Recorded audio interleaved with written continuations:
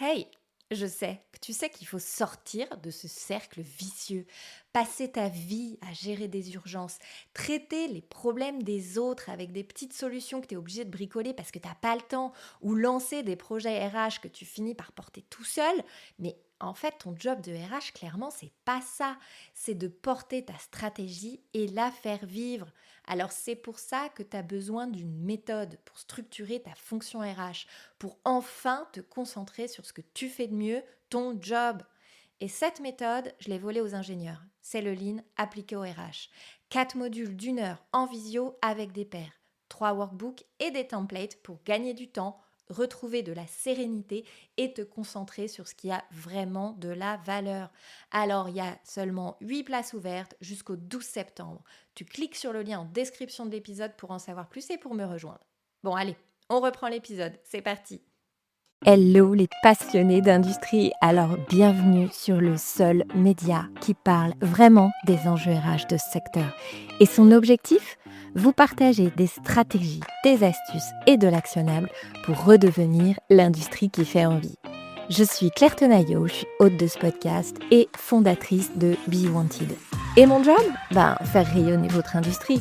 Je vous aide à structurer votre fonction RH et bâtir votre marque employeur. Ensemble, on élabore des stratégies d'attractivité et de fidélisation des talents qui puissent accompagner la croissance de votre industrie. Mais je ne suis pas seule à ce micro. Chaque lundi, je reçois un invité, dirigeant, DRH ou expert d'une thématique RH, pour que vous repartiez avec un shot de bonnes pratiques et de benchmark. Allez, j'ai terminé, c'est parti pour l'épisode et bonne écoute. Cécile, bonjour. Bonjour Claire et merci pour ton invitation. Je suis très contente de t'avoir. Comment vas-tu? Super, c'est une première pour moi, mais ça va, merci beaucoup. Ouais, ça va super bien se passer. Tu vas voir, ça va être sympa et ça va être intéressant et inspirant, évidemment. Alors, bienvenue sur le podcast. Ici, on a une petite routine. On commence par 3 questions pour te connaître un petit peu mieux. Je pense que tu les connais, mais je te les pose quand même. Qu'est-ce qui t'anime? Qu'est-ce qui te révolte? Et qu'est-ce qui te fait peur? Ce qui m'anime, c'est de montrer en fait que les ressources humaines, c'est pas juste un cadre administratif, c'est pas juste du recrutement, mais ce sont des équipes et c'est vraiment un levier de performance pour l'entreprise. C'est ça qui permet d'aller plus vite, plus fort et plus loin. Voilà, de bien s'occuper des personnes, c'est très important. Alors, qu'est-ce qui te révolte? Qu'est-ce qui me révolte? Ce qui me révolte, en fait, c'est alors là, c'est plus large que le domaine de l'entreprise. Je pense que ce qui me révolte, c'est le manque de prévention qu'on a dans beaucoup de domaines dans notre vie. Le manque de prévention pour la maltraitance des enfants, le manque de prévention par rapport aux femmes, le manque de prévention. Et en fait, tout ça, c'est un peu une façon de voir les choses et je trouve qu'on est beaucoup trop dans notre société dans le curatif et pas assez dans le préventif. Et en ressources humaines, c'est pareil en fait. Si on est trop dans le curatif, en fait, on passe à côté du sujet. L'important, c'est vraiment de mettre en place toutes les conditions pour que les salariés soient bien dans l'entreprise et aient envie d'y rester, et pas de faire des choses une fois qu'il y a des crises en fait. Voilà. Donc, je pense que le manque de prévention, c'est un vrai problème partout. Ça me fait rire parce que tu parles de curatif et préventif. Moi, ça me fait penser à la maintenance, hein, tout de suite. Hein, on voit que tu bosses dans l'industrie. Hein. C'est pas forcément ça. Ouais, enfin, moi vraiment, c'est ce qui me marque énormément quand je vois plein de choses, plein de sujets en ce moment dans l'actualité et tout. Je me dis tout ce qu'on pourrait faire en prévention, on passe à Et on côté. a des Ouais. leviers pour, pour éviter d'en arriver là. J'entends. Et alors, qu'est-ce qui te fait peur? Dis-nous tout. Qu'est-ce qui me fait peur? Ce qui me fait peur, c'est un peu aujourd'hui ce qui se passe dans notre monde avec voilà plus l'arrivée du populisme, la démocratie qui sont un peu mises à mal. Voilà, des droits qui sont en suspens dans certains pays. Voilà, les révoltes qu'il peut y avoir aux États-Unis, tout ça, c'est assez marquant. Voilà, je sais pas si on a vraiment, moi j'ai pas forcément grandi dans ce monde-là et c'est pas très sécurisant pour l'avenir. Moi j'ai 2 filles et je me dis dans quel monde elles vont vivre en fait. Voilà. Voilà, ambiance. C'est pas très gai, mais voilà, on essaie de faire des choses quand même. Mais c'est vrai que en ce moment, c'est particulièrement insécurisant sur beaucoup. Ouais, ouais. Écoute, je partage complètement tes points qui sont forcément difficiles à et insécurisants aussi pour nos enfants, pour l'avenir. Écoute, j'espère qu'on va réussir à construire un projet de société dans lequel on va pouvoir se retrouver et fédérer pour que le monde aille mieux. En tout cas, on va essayer de poser quelques briques aujourd'hui déjà pour le monde du travail. Exactement. Et pour le monde industriel, écoute, on va y aller petit pas par petit pas. Ouais, ouais, tout à fait. Cécile, on est là pour parler industrie, hein, grosse coupe hein, sur le podcast L'industrie qui fait envie. Alors justement, pour toi, c'est quoi quand on parle d'industrie qui fait envie, ça t'évoque quoi? Qu'est-ce que tu y vois derrière? Alors, moi, il faut savoir que je suis arrivée dans l'industrie, je connaissais pas du tout. J'étais en école de commerce et on parlait beaucoup de LVMH, de L'Oréal, de grandes marques et tout. Et l'industrie, je suis arrivée complètement par hasard, par un stage. Et pour te dire, même la personne qui s'occupait de la sécurité, je croyais que c'était le gardien de l'entreprise, quoi. Tu vois, je me disais pourquoi la sécurité c'est aussi important. Enfin, vraiment, j'ai complètement débarqué dans ce monde-là et avec plein d'a priori. Bon, bah voilà, c'est un monde sale, c'est un monde très masculin. Bon, ça, c'est un peu vrai encore, mais et en fait, j'étais séduite vraiment par ce monde-là parce que bah déjà, il y a plein de métiers différents. Il y a plein de métiers différents, il y a plein d'évolutions possibles au niveau RH. Hem, il y a une grande énergie dans l'industrie.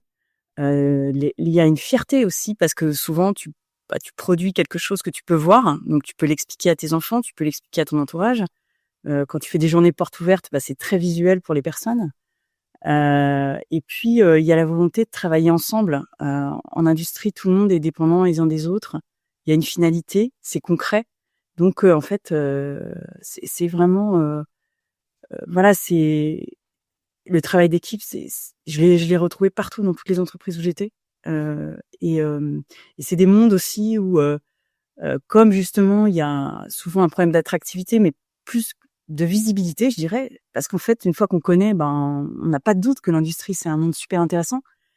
Mais comme il y a un problème de visibilité, il y a plein d'entreprises qui ont fait beaucoup de choses sur le handicap, sur l'inclusion des femmes, et cetera, parce que justement, ils avaient du mal à attirer des profils qualifiés. Et donc, il y a des très belles expériences qui sont faites en industrie sur tous ces thèmes-là. Et donc, l'industrie est même en avance sur certains thèmes, je pense. Ben, je bois tes paroles. Merci. Tu vois, moi, Claire, je te dis ça parce qu'en fait, je travaille depuis 20 ans en industrie, donc je dis pas ça. Voilà, ça fait 2 ans, et puis je te raconte ça sur un podcast. C'est vraiment, voilà, moi, j'ai travaillé dans 5 entreprises différentes en industrie, dans des secteurs différents, et à chaque fois, j'ai retrouvé un peu ça quand même. Hein. Tu te verrais aujourd'hui bosser dans un autre secteur? Oui, bien sûr, bien sûr, bien sûr, bien sûr. Ah oui, oui, oui. T'es pas non plus fermé à d'autres secteurs que l'industrie, mais en tout cas, tu t'y sens bien et tu t'y retrouves, quoi. Ouais. Je pense que je m'y retrouve surtout sur l'aspect concret. C'est vrai que le fait de se dire qu'on produit quelque chose de de réel, pour moi c'est plus parlant, je pense. Puis c'est plus facile à expliquer à un candidat, tout ça. C'est vrai que d'autres secteurs, je pense au secteur bancaire, des choses comme ça, ça me parle moins, mais parce que je connais moins aussi, tu vois. Mais l'industrie, je trouve que c'est plus facile à expliquer souvent. Ouais, c'est vrai. Alors, il est temps de lever le voile sur des entités. Je sais pas pourquoi j'en fais des caisses à chaque fois à ce moment-là. Euh, mais pour l'heure, on sait que tu t'appelles Cécile. On ne sait que ça. Donc, je te laisse te présenter, commencer par ton nom de famille et puis nous livrer tout ce que tu souhaites. Merci Claire. Donc Cécile Barral, moi je suis DRH dans un groupe industriel pharmaceutique et chimique près de Toulouse, qui a 250 salariés à peu près, voilà. Et je suis depuis 6 ans, donc je structure la fonction RH depuis 6 ans avec une équipe RH.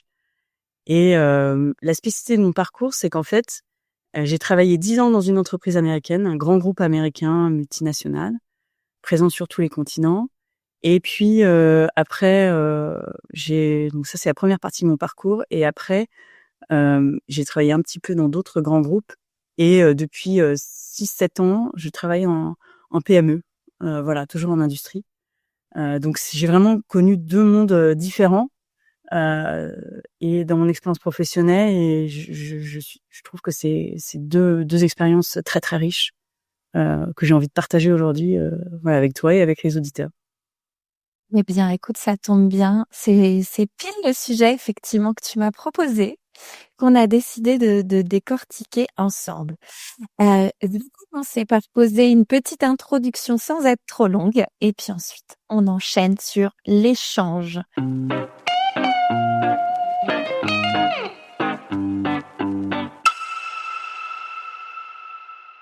Alors déjà, merci à tous de nous écouter.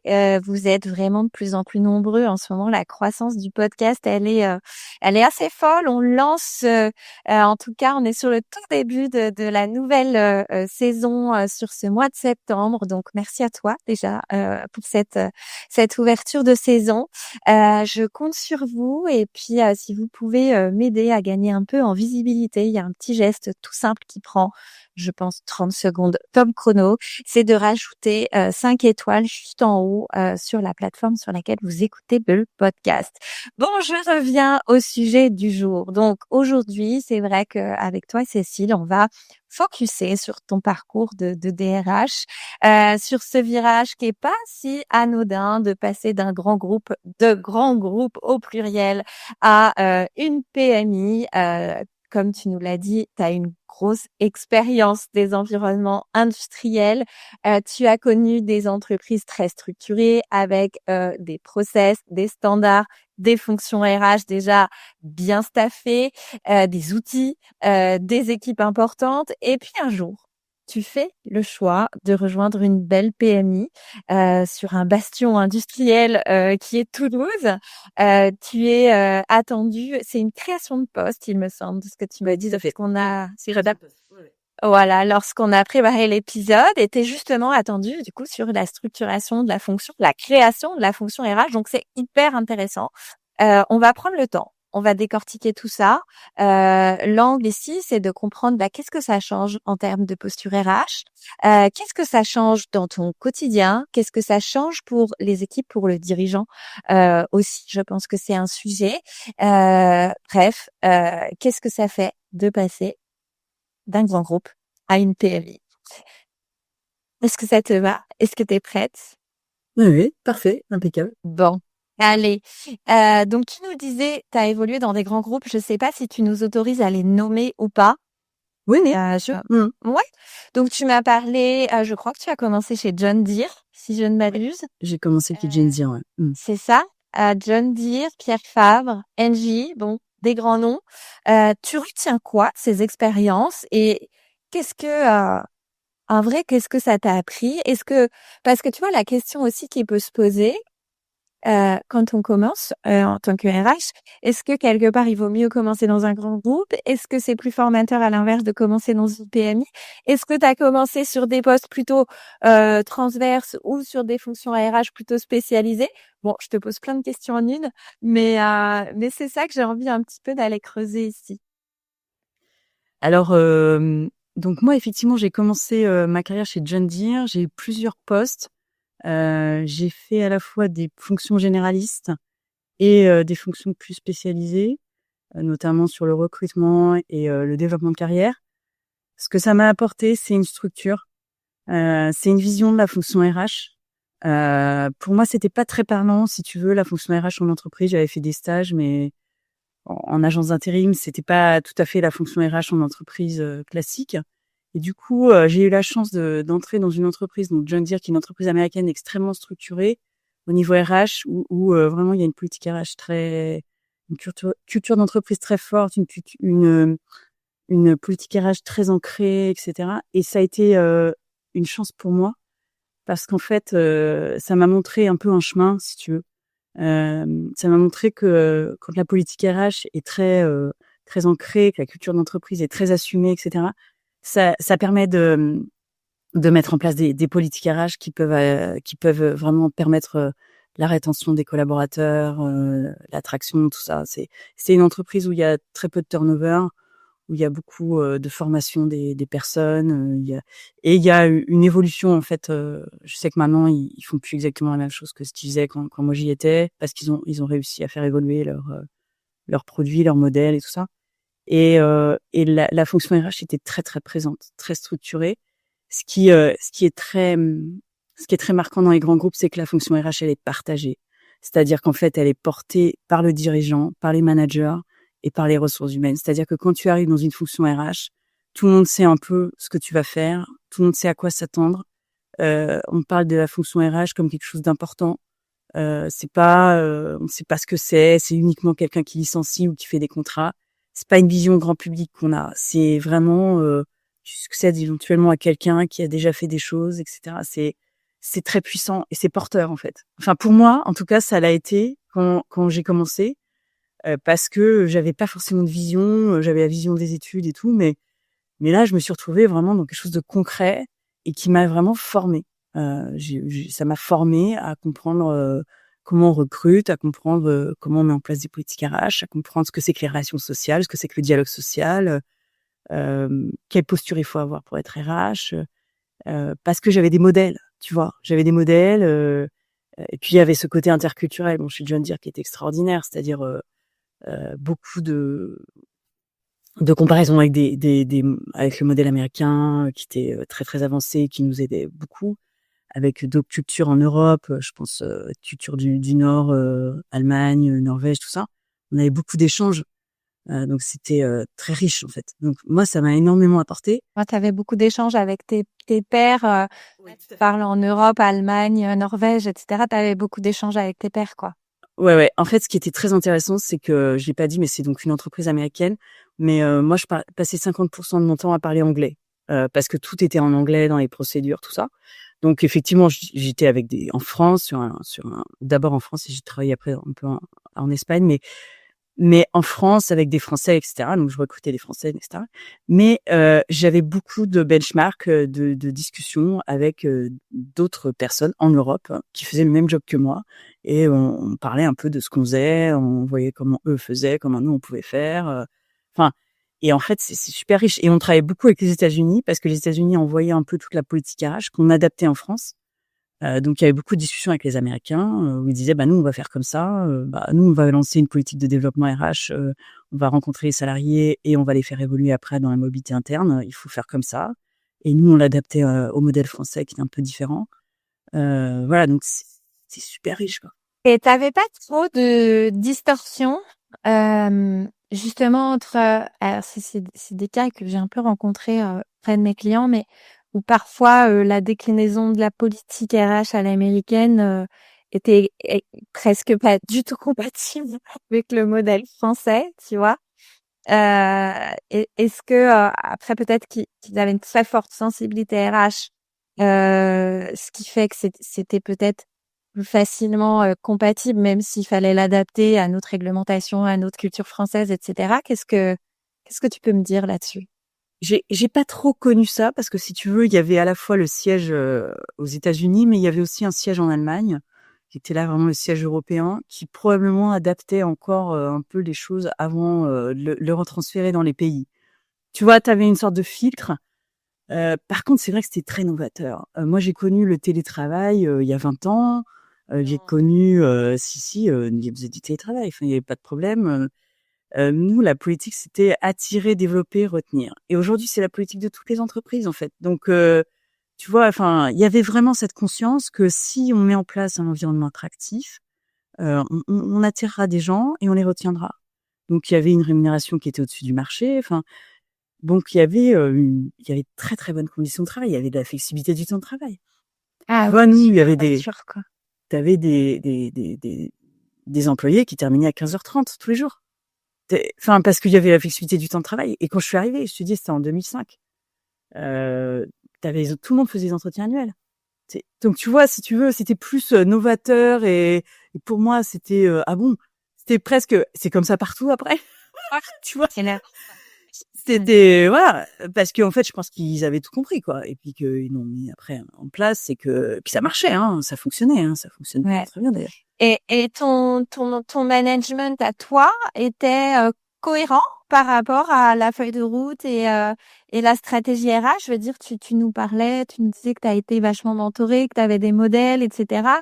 De ce que tu dis, c'était un peu le Graal, je pense, de beaucoup de RH, de DRH, tu vois, de trouver ce genre d'environnement-là, enfin, clairement. Ouais, moi, j'ai eu beaucoup de chance. Vraiment, j'ai eu beaucoup de chance parce qu'en fait, je suis arrivée en tant qu'alternante dans une usine de 1000 personnes, et au bout d'un an, l'adjoint au DRH France a démissionné et on m'a proposé son poste.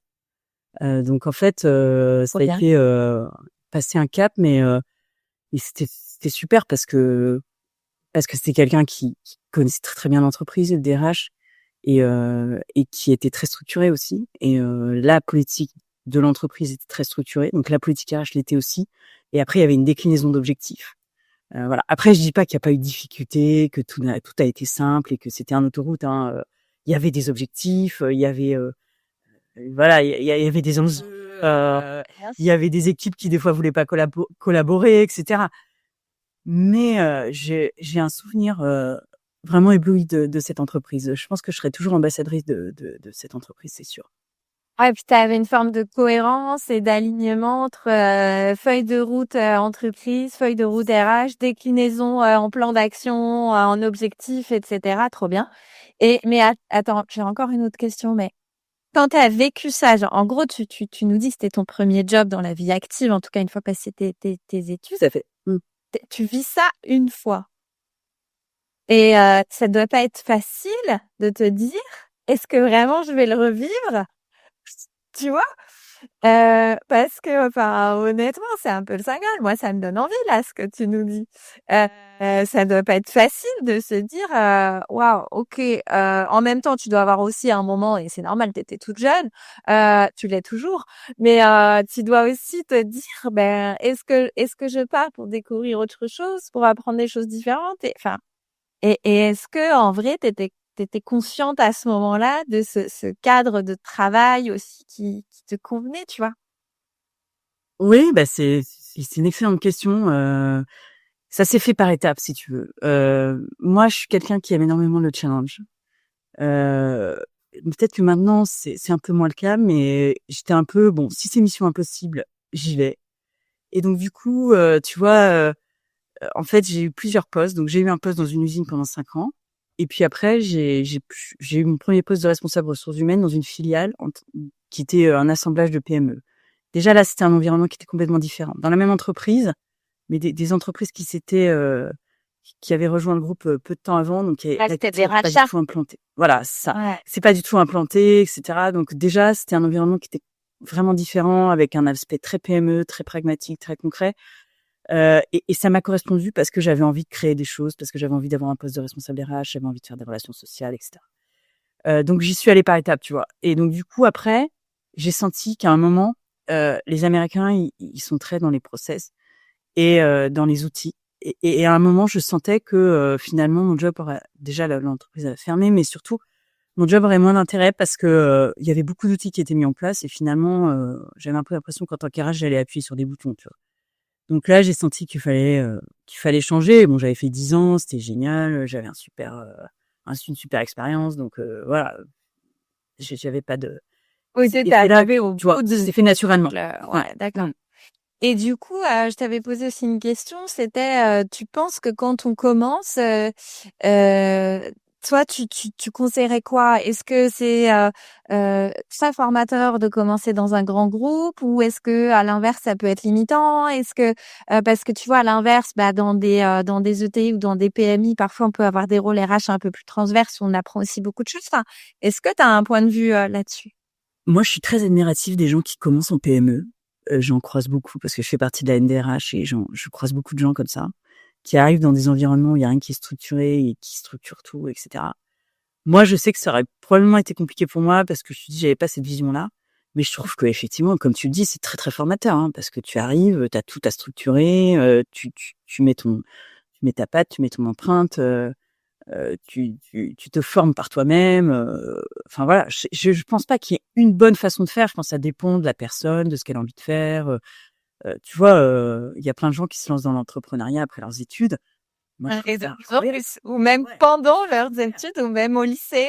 Ouais. Ouais, tout à fait. Enfin, mais parce que peut-être aujourd'hui on permet beaucoup plus ça. Moi, tu vois, j'avais fait une dominante entrepreneuriat, mais j'aurais jamais osé, quoi. Et puis personne n'osait, tu vois. Tout le monde, c'était 1% de la promo qui faisait ça. Ah ouais. Ok. Tout le monde allait en entreprise, et puis après, une fois qu'on avait un truc sérieux, on faisait de l'entrepreneuriat, tu vois. Alors qu'aujourd'hui, on pense plus du tout de la même façon. Et je pense que là, c'est un peu la même question. Voilà, moi, peut-être qu'aujourd'hui, je me lancerais directement, j'aurais moins peur, et puis tu fais des erreurs, et puis t'apprends, et puis t'es formé, tu Oui, puis vois. c'est pas la fin du monde. Ouais. Exactement, ouais. Mm. Mm. Ok.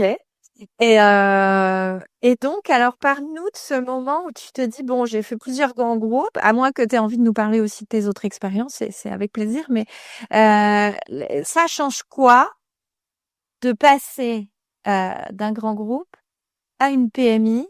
Qu'est-ce qui t'a amené du coup à te dire, bon, peut-être tu vas me dire encore si cette notion de challenge de génial, il n'y a pas de RH, et je vais faire le job et c'est le bon moment. Mais concrètement, voilà, ça change quoi? Pourquoi pourquoi ce virage-là? Et après, on va rentrer. J'ai envie de te chercher un peu plus dans le cœur du sujet, de concrètement comment t'as structuré tout ça et par quoi t'as commencé. Pourquoi j'ai fait ça? Ben, en fait, comme je te l'avais dit, j'y suis allée par étapes. Et c'est vrai que la PME, j'y avais passé 3 ans et demi. Et j'avais adoré, en fait. Parce que on avait... je m'étais inspirée, en fait, de toutes les expériences que j'avais trouvées intéressantes dans le grand groupe. Et en fait, on avait structuré un comité de direction. J'étais arrivée dans une entreprise qui allait pas très bien. Et donc, on avait remis à l'équilibre à 4 en un an l'entreprise qui était en déficit financier. Donc, on avait construit un comité de direction, communiqué auprès de tous les managers. J'avais mis en place beaucoup de dialogue social avec les élus, tout ça, dans des périodes compliquées, puisque là, ça a terminé par un plan social. L'entreprise a été revendue en groupe, et j'avais adoré cette expérience parce que j'avais trouvé que tu étais très proche des salariés. J'étais en multi-site, tu vois, il y avait 130 salariés. J'avais un moment l'Espagne aussi. Donc j'allais sur les sites, je voyais les gens, j'aidais dans les problématiques que les gens avaient. C'était un poste généraliste aussi. Donc ça me permettait de toucher à plein de choses, à la fois du concret et puis aussi ben voilà, rédiger des accords, mettre en place une stratégie RH, tout ça, tu vois, c'était super. Trop bien. Ouais, là, t'avais vraiment les deux aspects qui sont pas toujours faciles à combiner non plus dans le... Ouais, tout à fait. Ouais, ouais. Et du coup, j'avais envie d'une vraie expérience. J'avais envie de 2 choses. C'était de plus avoir de RH au-dessus de moi. Voilà. Donc c'est un choix, hein, mais moi je pense que la politique RH, elle est liée à la direction de l'entreprise. Enfin voilà, dans ma conception en tout cas. Et du coup, je voulais travailler avec un dirigeant. C'était très très important, très fort chez moi. J'avais envie de travailler avec un dirigeant, d'expliquer à un dirigeant combien la politique RH c'est important dans une entreprise, et qu'est-ce qu'on peut faire avec, et comment on peut vraiment transformer une politique, enfin voilà, des personnes dans des secteurs en une équipe, et on va tous ensemble vers un objectif, etc. C'était vraiment ce qui m'animait, hein, voilà. Et puis voilà, j'avais envie d'avoir plus d'impact, de voir ce que je faisais, et de pas seulement adapter des choses, tu vois, de pas. Le problème quand tu es en grand groupe, c'est que tu es aussi intermédiaire, c'est-à-dire qu'on te propose une politique que tu vas adapter. Oui, t'as pas la marge pour toi proposer. Enfin, tu peux proposer, j'imagine, rien ne t'empêche de proposer, mais t'as pas de pouvoir décisionnel, t'as pas de. Non. Tes prérogatives ne sont pas de définir la feuille de route RH. Tes prérogatives sont de l'adapter et de l'appliquer, et ce qui est complètement différent. Toi, tu cherchais plus un rôle de business partner, Ouais. d'avoir plus un rôle du coup stratégique et de pouvoir euh, déployer aux côtés du dirigeant ta feuille de route RH, quoi. Exactement. Ouais, ouais, ouais, tout à fait. Oui, oui, c'était ce que je cherchais effectivement. Et du coup, je me suis orientée vers les PME. Alors, c'était pas forcément facile parce que avec un profil grand groupe, bon bah les gens ont peur, hein, aussi, hein. Ils disent ah bah si elle a travaillé en grand groupe, elle va jamais savoir travailler en PME, parce que nous on travaille complètement différemment. Bon, après, il faut compter Ça, sur la ça peut faire capacité peur d'adaptation parce des que gens. justement, ils peuvent se dire, bah, elle a connu que des grands groupes, soit elle va s'ennuyer, soit elle est habituée à ce que ce soit trop processé, structuré, tout ça, ça pouvait être un peu les freins. Ouais, ok. Ouais. Donc en fait, moi j'avais fait une candidature spontanée auprès du dirigeant qui est tombé au moment où il créait un poste et puis on s'est rencontrés et puis, il y avait l'échange, les choses, tout ça et puis voilà, je pense que ça a été un coup de cœur, réciproque et qu'on a eu envie de travailler ensemble et de faire voilà, de développer quelque chose ensemble autour de la RH et c'était super pour moi. Donc aujourd'hui, cette entreprise-là, tu dis vous êtes 250. Mmh. Vous étiez combien quand tu as intégré On était et quel à peu près. 130. Et du coup, à ce moment-là, est-ce que tu peux nous parler un peu, du coup, c'était quoi les enjeux de la fonction RH? Qu'est-ce qui peut-être a amené le dirigeant à t'intégrer et par quoi tu as commencé? Faut que j'arrête, je te pose plein de questions en même temps. Mais J'ai du mal à te retenir. je suis bien graciée. Alors, je suis arrivée, il y avait donc 130 salariés et ce qui a poussé les dirigeants à ce moment-là à recruter, c'était qu'il y avait un très fort besoin de recrutement dû à une augmentation du chiffre d'affaires et de nouveaux clients. Donc il y avait besoin de structurer toute une partie de l'entreprise et de recruter, dans toute l'entreprise. Du coup, il y a plusieurs sites, hein, c'est ça? Non, Excuse-moi. il y a 2 sites. Il y en a un en France et un aux États-Unis, mais moi je suis vraiment, chargée uniquement du site, en France, voilà. Ok, très clair. Donc c'était un très fort besoin de recrutement au départ. Et puis bon bah voilà, 130 personnes, ce serait bien. Mais ce qui a poussé, c'était l'histoire du recrutement. Ah, du coup, tu étais attendue principalement sur la politique recrutement et mener les recrutements, j'imagine, dans un premier temps. Et donc, toi, par quoi tu as commencé? Parce que la fonction n'existait pas, tu as tout à créer. Comment tu vois les choses quand tu arrives? Parce que, ok, commencer par le recrutement, enfin, c'est l'urgence. Mais recruter sans structurer, ah, ça a ses limites aussi. Donc comment tu fais? Par quoi tu commences pour structurer, créer la fonction RH? Voilà. Dis-nous comment t'as fait? Alors en fait, comment j'ai fait? Donc je suis arrivée, il y avait effectivement cette urgence sur le recrutement. Après j'ai pris, donc voilà, j'ai commencé, j'ai pris voilà, les recrutements les uns après les autres. Parce qu'il y avait vraiment, il fallait trouver des gens très vite, etc. Donc je suis allée sur ce domaine-là. Et puis, avec mon ARH, hein, expérimenté, donc j'ai regardé tous les autres secteurs et notamment, tout ce qui avait trait aux obligations légales. Parce que ça, c'est quand même quelque chose de très, très important. Qu'est-ce qui était fait, voilà, au niveau des contrats? Est-ce que les contrats étaient conformes? Est-ce que le temps de travail était, géré comme il fallait? Est-ce que les relations sociales étaient tenues? Voilà, j'ai fait un peu un audit, si tu veux. En parallèle, je faisais un peu tout ça en parallèle, hein. Je faisais connaissance avec les différentes personnes. J'ai essayé de comprendre leurs attentes. J'ai travaillé énormément avec le dirigeant dès le départ parce que, pour moi, c'était clé. Il y avait un soutien, très, très important du dirigeant, dès le départ et bon, même encore maintenant, hein, évidemment. Et donc du coup, voilà, le but pour moi, c'était, à la fois de comprendre sa vision, de faire un audit et puis, de l'amener à comprendre que, voilà, les ressources humaines, c'était assez large et que la partie, réglementation est très importante et qu'il faut pas passer à côté. Et du coup, j'ai fait un rapport d'étonnement, quelque temps après avec le DAF, et heu et on a mis en place des choses très, très vite, en fait, pour combler, tout ce qui avait été vu dans l'audit, tout ça. On a déployé des choses. J'ai travaillé aussi sur les process. L'entrée des personnes, la sortie des personnes, et comment on fait que, il y ait une expérience candidat qui soit chouette. C'est-à-dire, moi, quand je suis arrivée, c'est vrai que, bon, j'ai été recrutée, on m'a demandé de travailler rapidement et ça. Et donc j'ai expliqué que, voilà, ce qui serait bien, c'est, d'avoir, un onboarding, enfin, voilà, de rencontrer les différentes personnes, qu'on m'explique mon contrat le premier jour, qu'on puisse, voilà, qu'il y ait des choses qui soient dites sur la culture d'entreprise, sur, toutes les questions que je pouvais me poser au démarrage, rencontrer les personnes clés avec lesquelles j'allais travailler et cetera, qu'il y ait un planning qui soit fait.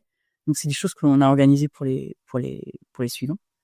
Hem et heu et voilà, et tout ça, ça s'est construit petit à petit, en fait, hein, j'ai aussi beaucoup discuté avec les managers, avec les salariés, pour essayer de comprendre quels étaient les besoins.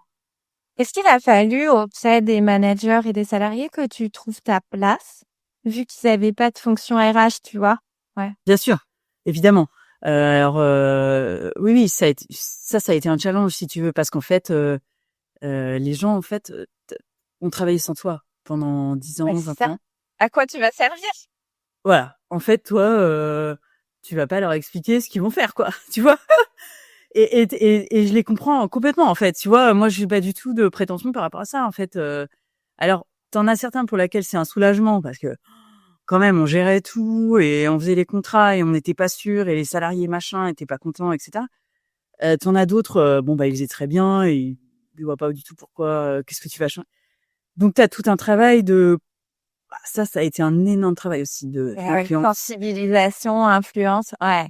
ouais, de convaincre les gens, de passer du temps avec les gens, avec les managers, avec la direction, tout ça, pour leur dire voilà, mon métier c'est ça et c'est pas recruter, c'est pas que recruter, c'est pas que de C'est pas que l'administratif. licencié. Voilà, c'est pas que licencier. Et si on licencie, ce sera parce qu'on a défini des choses avant, des comportements qui sont pas acceptables, etc. C'est parce qu'on aura un règlement intérieur qui sera valable. Enfin, donc tu vois, c'est tout un ensemble en fait. Et ça, c'est un métier en continu d'aller voir les personnes.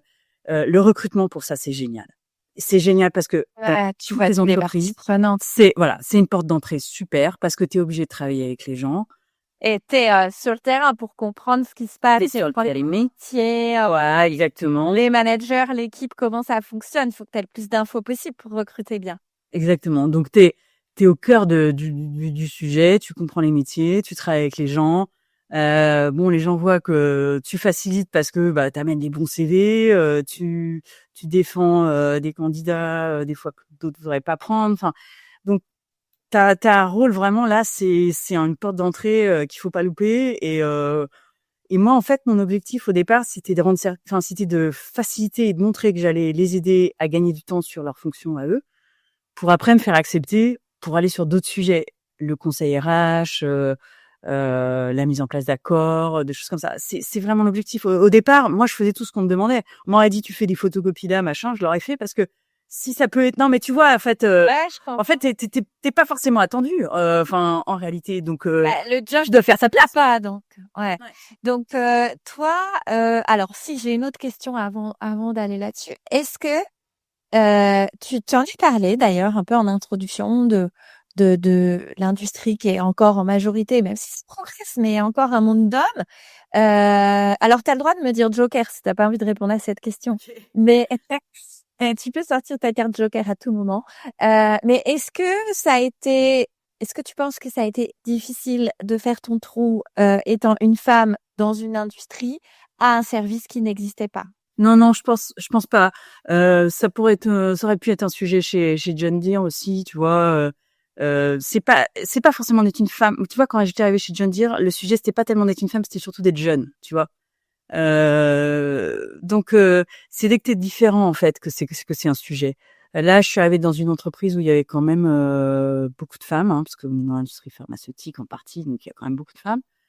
Et puis non, non, c'était pas forcément un sujet, c'était plus que c'est nouveau en fait. C'est nouveau, il y a beaucoup d'a priori, il y a voilà, personne te connaît, tu vas quand même sur un sujet qui est très sensible, l'humain. Qu'est-ce que tu vas faire quoi? Tu vas amener quoi? Tu vas faire quoi? Et ta feuille de route, du coup, oui, au début, elle était pas définie, j'imagine. Ouais, voilà, effectivement. Ouais, ouais, ouais. Non, après, ça a été une co-construction. Et c'est ça qui est intéressant. Moi, j'aimerais pas arriver dans une entreprise où on me dit, bah voilà, ta feuille de route, c'est ça, et ben voilà, tu cherches. C'est pas du tout intéressant. Voilà. Moi, je voulais vraiment, co-construire une feuille de route avec un dirigeant, avec une direction, avec des managers, aller voir les gens, dire, voilà, moi, ma vision, c'est ça. Vous allez vers tel objectif business. Donc, moi, je vous propose d'y aller comme ça, et on travaille ensemble, quoi. En fait, Ouais. c'est ça qui est pour moi en tout cas, c'est ça qui est plus intéressant, c'est et puis créer quelque chose si tu veux Claire pour y revenir. Moi j'ai souvent créé des fonctions que ce soit chez John Deere ou ailleurs et c'est ce que j'aime en fait. C'est parce que si tu veux, tu as un terrain en friche là et ouf, tu dois Tu vois, et tu dois construire des choses pour que petit à petit, on se dise, tu vois, je te donne un exemple sur la communication. On faisait rentrer plein de gens et en fait, on n'avait pas de, on n'avait pas de communication sur les nouveaux embauchés. Et souvent, on me disait, mais attends, on voit des tas de gens dans les couloirs, on sait pas qui c'est. Et donc, je me suis dit, on va faire une newsletter, tu vois. On va faire une newsletter, on va faire un truc comme j'avais fait, je dis, on va faire une newsletter avec des photos, des machins. Puis après, je me suis dit, j'aurais jamais le temps. Donc, un jour, j'ai fait un mail. Tu t'es fait rattraper par le temps qui Ouais, parce que toi, moi, j'ai un standard comme ça, quoi, tu vois. Et après, on m'a dit, bon, bah, je vais faire un mail. Je vais prendre les gens en photo, avec autorisation, droit à l'image et tout. Et je vais dire, monsieur machin arrive dans tel secteur, merci de l'accueillir. Et en fait, je suis allée dans les couloirs, et les gens m'ont dit, génial. Maintenant, on sait qui sont les gens, quoi. Tu vois, et, et là, c'est la PME, tu vois. Là, c'est la PME, c'est tu fais un truc, tout de suite, tu sais si ça marche ou si ça marche pas. Tout de suite. Quand on a changé notre temps de travail, on a rajouté des jours de récupération. C'est fin d'année dernière. J'allais dans les couloirs, j'étais la meilleure DRH de Toulouse, tu vois. Parce que j'avais fait, tu vois. Et ça, c'est intéressant parce que tu as un impact qui est décuplé, quoi. Tu vois, tu vois beaucoup moins en grand groupe, quoi.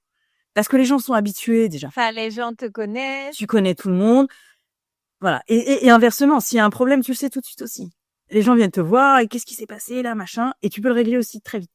Mais en fait, c'est ça qui donne du sens, en fait. Je sais qu'il y a beaucoup de RH qui cherchent du sens. Moi, je suis pas exception à ça. Et ça, en PME, il y a du sens. Vraiment. Souvent, il y en a en grand groupe aussi. Enfin, moi, j'ai fait mon chemin et tout, mais en PME, ce qui est fort, c'est l'impact.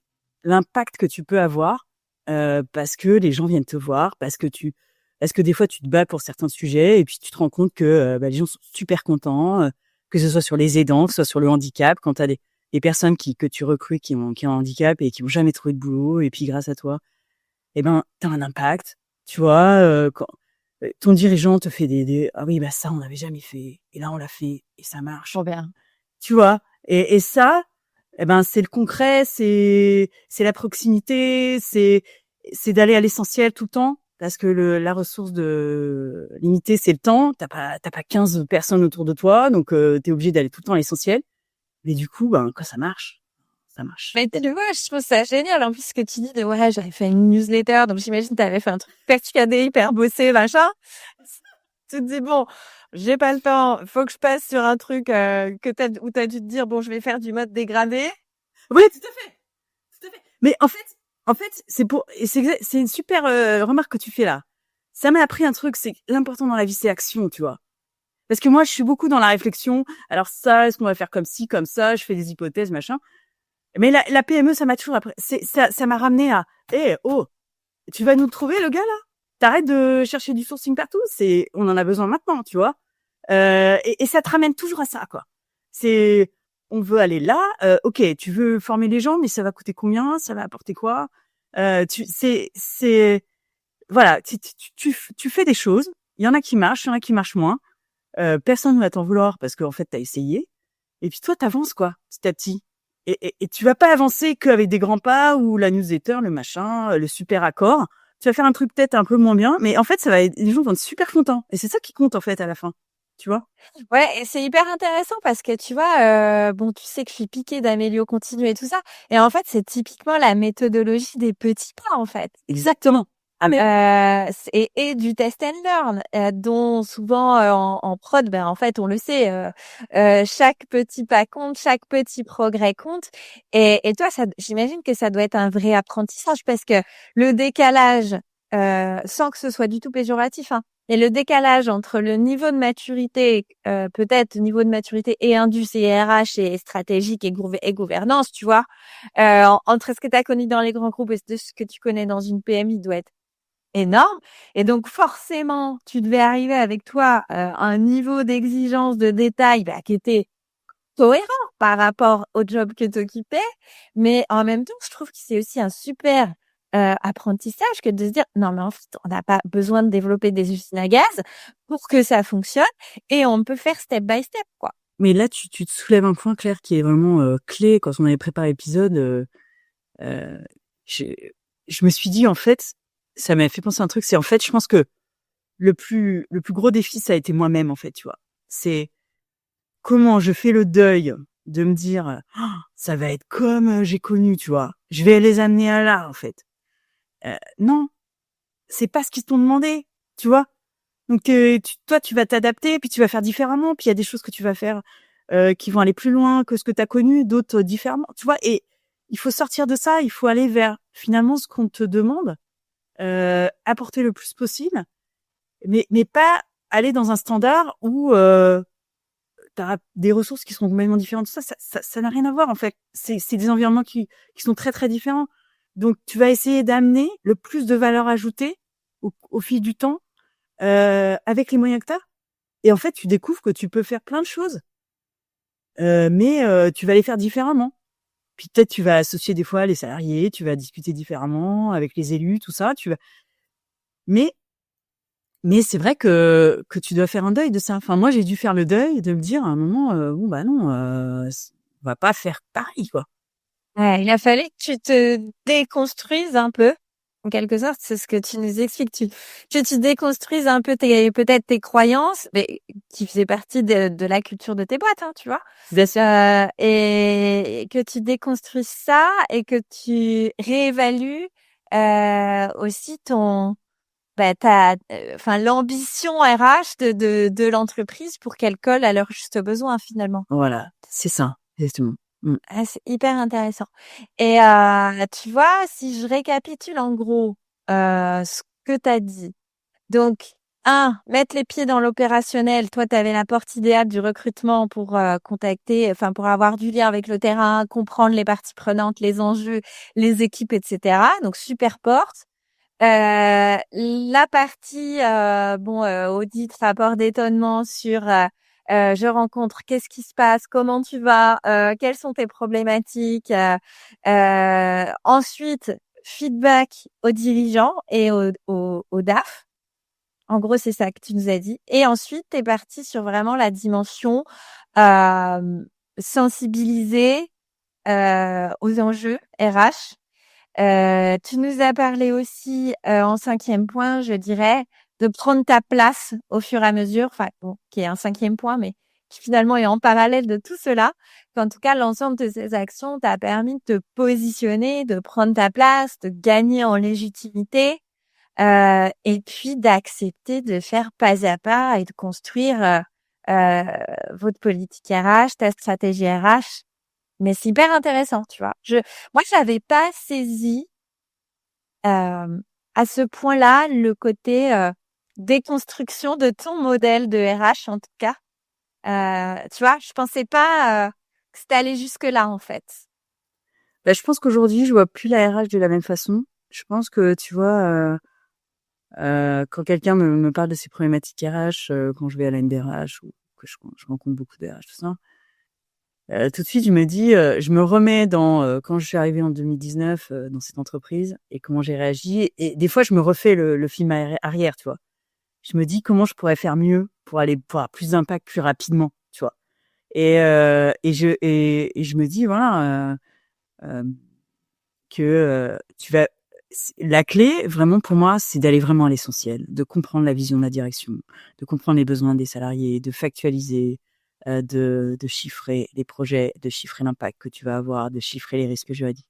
Tu vois, en fait, c'est une sorte de méthodologie quelque part que tu peux appliquer et tu peux avoir énormément d'impact en fait. Enfin, moi aujourd'hui, on a des outils, moi j'ai une équipe, il y a une stratégie. Enfin, tu vois, c'est pas ça s'est fait quoi. Donc c'est possible. Et souvent, moi je vois des personnes en ressources qui me disent bah moi je fais tout, j'y arrive pas, etc. Et c'est vrai que bah moi j'ai beaucoup travaillé justement sur faire de la pédagogie, sur mon rôle, sur Et puis la mesure, tu parles de mesure. la mesure, bien sûr, évidemment. C'est essentiel. Enfin, de toute façon, la méthodologie, c'est 3 grands blocs. On mesure, on analyse et on agit. Hein. Bon, des fois, il faut faire le mode pompier. On n'a pas le choix d'agir vite pour sécuriser une situation, on est d'accord. Mais dans l'idée, tu as une problématique, on mesure, on analyse, on agit. Et tu sais que je suis fanat de process, de structuration, d'amélioration. Ouais, tu me fais trop plaisir quand tu dis ça. Ah ouais, mais c'est que comme ça en fait. Hein. Moi, c'est vrai que nous, tu vois, nos process RH, on les revoit tout le temps. On refait une vision, parce que l'équipe a changé, donc on retravaille, qui fait quoi, est-ce qu'on est bien conforme, est-ce que c'est soutenant pour la marque employeur, enfin voilà, il faut pour moi, c'est les choses qui sont sans cesse en amélioration continue, tout ça, voilà, c'est important. Les outils sont très importants. On a rapidement eu un SIRH au top, on a formé tout le monde, on a eu un logiciel de paye qui est génial, donc c'est bon. Et là, on va vers un ATS. Enfin, et puis, je pense qu'il y a un truc qui est très très important qu'il faut pas louper, c'est vraiment le binôme avec le dirigeant. Ça c'est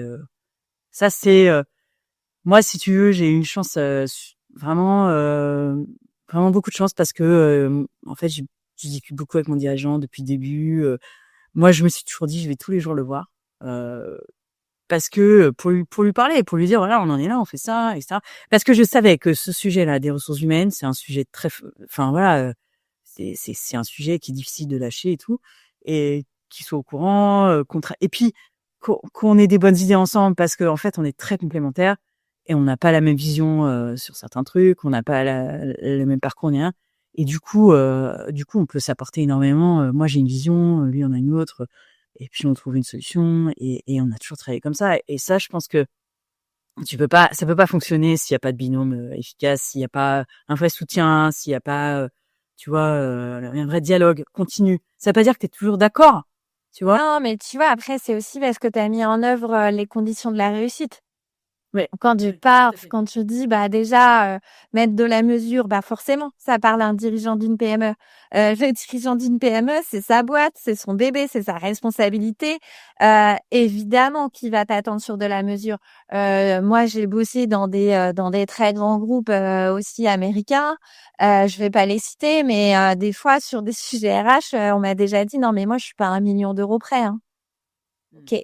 Bah, tu t'embêtes pas de la même manière à mesurer. Mm. Parce que quelque part, c'est pas franchement un sujet.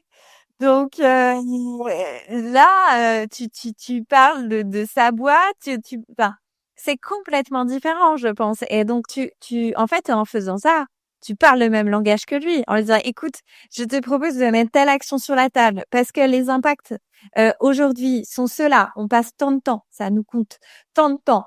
On a» enfin, tous les éléments de mesure possibles et inimaginables. Ça déclenche tel type de problèmes qui sont récurrents. À nouveau, ces problèmes-là, ils nous prennent tant de temps, tant de temps. Quand tu arrives avec le DRH et qu'en face, tu lui dis, bah écoute, je te propose une solution, en se projetant, on peut gagner ci, on peut gagner ça. Évidemment, tu mets les conditions, tu vois, toi, de la réussite. C'est ce qui est chouette dans ce que tu Ouais, dis. tout à fait. Mm. Tu n'es pas, en fait, juste dans, enfin, ta feuille de route, c'est pas qu'une intention, du coup, tu la transformes en action, en mesure, en valeur ajoutée. Tu parles à ton dirigeant en abordant les sujets sous cet angle. C'est Tout à toi fait. qui l'a mis en place, tu vois? Mm. Complètement. Je trouve que c'est totalement, enfin, c'est un angle. Après, c'est pas nouveau non plus. Je pense que de plus en plus de RH vont sur ces sujets-là. Mais moi, de ce que je vois, il n'y a pas suffisamment encore de mesures. Concrètement, bah oui, tu as tel irritant qui se produit chaque semaine. Bah, combien de temps ça prend? Mm. C'est des trucs, c'est des trucs tout bêtes, mais en vrai, tu gagnes du temps, tu gagnes de la crédibilité, de la légitimité. Et quand tu approches ton manager, comme dans ton dirigeant, pardon, bah comme dans ton cas de figure, il t'écoute et tu prends ta place. Ouais, Tu vois? tout à fait. Écoute, hyper intéressant sur toute la partie aussi, ouais, structuration de la fonction. Donc ton acceptation aussi du fait de, ok, ça va prendre un peu de temps. Ouais, c'est Ok, ça. on n'aura pas le même niveau de maturité que ce qu'on a eu chez John Deere ou dans tel autre grand groupe. Et finalement, ce qui importe, c'est que ça convienne aux dirigeants, collaborateurs. Ah, c'est ça, exactement. Ouais, je suis d'accord. Mm. Donc, ouais. Est-ce que moi, j'espère que cet épisode avec toi permettra aussi de réconcilier des RH avec la structuration. C'était un peu aussi mon but derrière. S'il te plaît. La structuration, il faut s'y mettre et puis il faut la faire parce que c'est ça qui te fait gagner du temps sur des trucs qui passionnent probablement peut-être plus les RH. Enfin, moi je fais la structuration parce que parce que j'ai pas envie de faire 10 fois la même chose d'une façon différente, en fait. C'est juste ça, en fait. Et tu veux gagner du temps. Tu veux être mieux dans ton job. Voilà, c'est ça, hein. C'est pas, je suis pas forcément passionnée par ça, mais je vois pas comment faire autrement. Voilà. Et tu vois, il y a un point aussi que tu as soulevé que j'ai envie d'aborder. Ouais. Tu dis, bah, moi, mes process, ils bougent tout le temps. En fait, je les améliore, on les retravaille tout le temps en équipe, etc. Et souvent, une des croyances que l'on me dit, hein, puisque tu sais, mon angle premier, c'est de bosser les process RH, la structuration. Souvent, le premier truc, c'est, ah non, non, mais nous, on veut garder un fonctionnement agile. Alors que pour moi, c'est pas parce que t'as pas de process que t'es agile, bien au contraire. L'agilité, elle part d'un process, hein. Si t'as pas de process, ben le jour où les gens sont en congé, tout le monde est perdu, hein. Donc ça part de là. Donc tu peux pas être agile, en fait. L'agilité, c'est un cadre. C'est pas, on se restreint pas, on n'est pas moins agile parce qu'il y a un cadre. On est plus agile parce qu'on a des contraintes et un cadre, à mon avis. Mmh. Bon, bah, écoute, je vois qu'on partage. Est-ce que, Cécile, c'est un autre sujet que tu aurais voulu aborder qu'on n'a pas abordé dans l'épisode? Ben, je trouve que c'est chouette d'avoir des gens comme toi, Claire, qui parlent de l'industrie. Au début, je regardais ce que tu faisais avec un peu de distance, tu vois. Je me dis, tiens, c'est un peu étonnant, cette fille qui parle d'industrie. Ouais, ouais, ouais. Non, non, je me disais, c'est fou. Enfin, tu vois, je voyais un décalage entre la vision qu'on parle de l'industrie et puis voilà, je voyais, je me souviens d'un post que tu avais fait sur une fonderie. Je me dis, mais comment une fille peut être passionnée? Enfin, tu vois, comme quoi. Donc, je pense qu'on est vraiment conditionné. On est conditionné et on a une vision de l'industrie qui est pas la bonne. Et il est vraiment temps qu'il y ait des femmes, des jeunes, voilà, qui viennent à ton micro. Dire l'industrie, il faut y aller quoi. C'est un monde super qui va vous apprendre plein de trucs à quelques stades que vous soyez de votre carrière. Hein. Nous dans notre entreprise, on a des jeunes, des moins jeunes et tout le monde travaille ensemble. Et voilà. Et je te remercie vraiment de porter ce message-là parce que ça fait du bien. Ça fait du bien et ça donne une visibilité à l'industrie qui en a peut-être pas assez aujourd'hui. Quoi. Voilà. Un peu ému. Non, non, mais c'est sincère, hein. Vraiment, moi, je dis beaucoup, voilà, je sais que tu fais un cahier d'été et tout ça, donc je vais regarder ça parce que c'est super, super chouette, quoi, qu'il y ait quelqu'un qui porte ça sur les réseaux sociaux. On sait l'impact que ça peut avoir sur les réseaux sociaux, donc c'est important, quoi. Voilà. Écoute, je suis un peu émue et puis tu sais, il y a un truc, pourquoi mon image, elle peut paraître un peu décorrélée de la réalité industrielle, parce que je sais que je communique de manière un peu fun, un peu ludique, mais c'est fait exprès. Alors, parce que déjà, ça me ressemble, d'une part. Je pense, j'espère. Et aussi, d'autre part, parce que souvent, on imagine qu'on se fait un peu suer dans l'industrie, que ça manque de chaleur, que ça manque de rire aussi, que tu vois, que c'est un monde. Et en fait, pas du tout. Moi, j'ai travaillé dans plein de secteurs différents.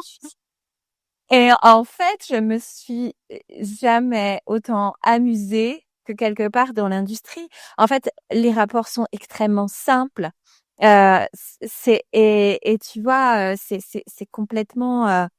Enfin, je pense que c'est pas assez incarné dans les communications des industriels. Tu vois, parce que c'est toujours très voilà, et il en faut, hein, c'est toujours très corpo, très pro, très et pourtant, c'est pas le reflet, je trouve, de la réalité. C'est pas le reflet de ce que moi je vois sur le terrain. C'est fait mais non! Tu vois, sur le terrain, c'est facile, tout le monde se tutoie, on discute, on échange, on se marre, c'est ça. Ouais, mais moi, je suis tout à fait d'accord avec toi. Moi, je rigole une grande partie de la journée. D'ailleurs, je suis connue pour ça. Les gens me disent, voilà, on t'entend du bout du couloir. Mais j'ai toujours été comme ça. Enfin, et c'est pour ça que je me sens bien aussi dans ce milieu industriel, je pense, parce que c'est simple, quoi, en fait. Les gens te disent ce qu'ils ont à te dire, c'est assez cash, voilà.